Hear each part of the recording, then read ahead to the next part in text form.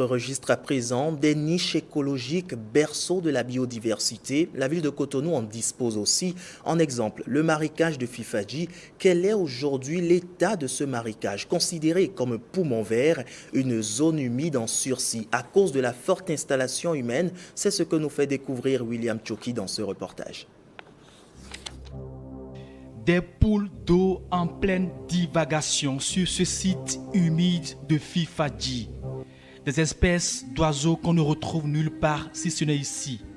Une niche écologique en plein cœur d'un quartier populeux de la ville de Cotonou.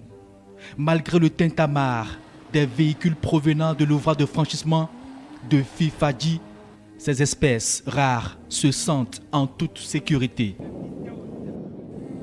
Un poumon vert comme par enchantement situé sur une séquence du cours d'eau naturel traversant la métropole. Une zone aujourd'hui en sursis compte tenu de la forte poussée démographique des installations humaines morcellent chaque jour des pans de cette forêt urbaine de Tifa, une espèce végétale caractéristique des zones humides. Fifadji voudrait que le cours d'eau, qui est un marécage, se transforme en un poumon vert attractif pour la ville de Cotonou.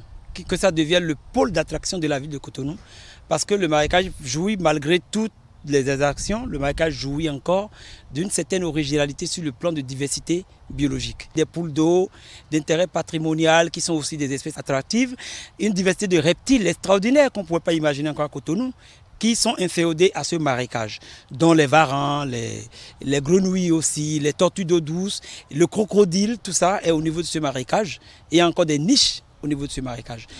Justement, et ce depuis 2017, une initiative communautaire l'a soustrait de cette pression humaine, redonner vie à cet écosystème unique, un berceau de biodiversité. On a réussi à le faire en 2017, on a mis en place le poumon vert attractif du marécage de Fifadji, qui est en réalité comme un marché flottant, touristique, mais qui prépare également la ville de Cotonou à accepter l'eau. Des constructions de quais flottants, des aménagements écologiques pour attirer la curiosité nationale et celle étrangère, développement du circuit fluvial pour joindre d'autres cités du Grand Nokoué. Mais avant la concrétisation de ce parcours fluvial, il faut baliser toute la trajectoire, faire un dragage intelligent de tout le marécage entre-temps transformé.